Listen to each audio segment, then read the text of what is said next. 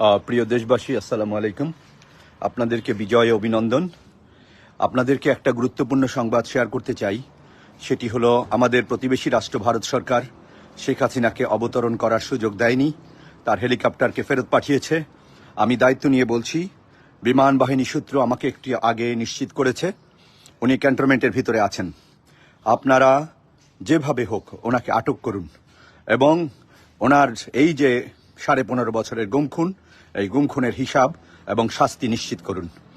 আপনারা যে যেখানে আছেন, আপনারা এই আমার ভিডিওটি ছড়িয়ে দিন, আমার এই ভয়েসটি ছড়িয়ে দিন, যাতে ছাত্র জনতা সবাই জানতে পারে যে খুনি হাসিনাকে ভারত ফেরত পাঠিয়েছে।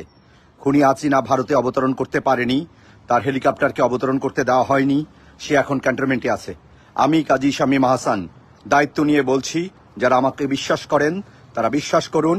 উনি বাংলাদেশে ফেরত আসতে বাধ্য হয়েছেন, ওনার হেলিকপ্টারকে অবতরণ করতে দেওয়া হয়নি, ওনাকে রিটার্ন পাঠিয়ে দেওয়া হয়েছে। উনি যে বাহন নিয়ে গিয়েছিলেন ভারতীয় ইয়েতে, সেটাকে ফেরত দেওয়া হয়েছে। এটি বিমান বাহিনীর একটি সূত্র নিশ্চিত করেছে। আপনারা খবর নিন, আপনারা ওনাকে আটকের চেষ্টা করুন। ওনাকে জীবিত অথবা মৃত যেভাবে পারেন ওনাকে আটক করুন। ওনার সাথে আমাদের হিসাব আছে, সেই হিসাব আমাদের বুঝে নিতে হবে। ওনার সাথে হিসাব আছে, এটা আমাদের যৌক্তিক হিসাব। এই হিসাবকে এড়ানোর কোনো সুযোগ নেই, কোনো ছাত্র জনতার সুযোগ নেই। আপনারা ওনাকে আটকের ব্যাপারে সবাই মিলে চেষ্টা করুন। সেনাবাহিনী, নৌবাহিনী, বিমান বাহিনীর ভাইদের বলছি, একজন খুনিকে এভাবে ছেড়ে দেওয়া কোনো বিশ্বস্ততার পরিচয় নয়। আপনারা যদি সত্যিকারে বিশ্বস্ত হয়ে থাকেন, খুনি হাসিনা এবং হাসিনার সকল সহযোগীকে গ্রেপ্তার করুন।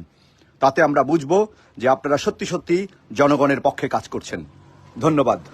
আমার এই ভিডিওটি আপনারা শেয়ার করুন।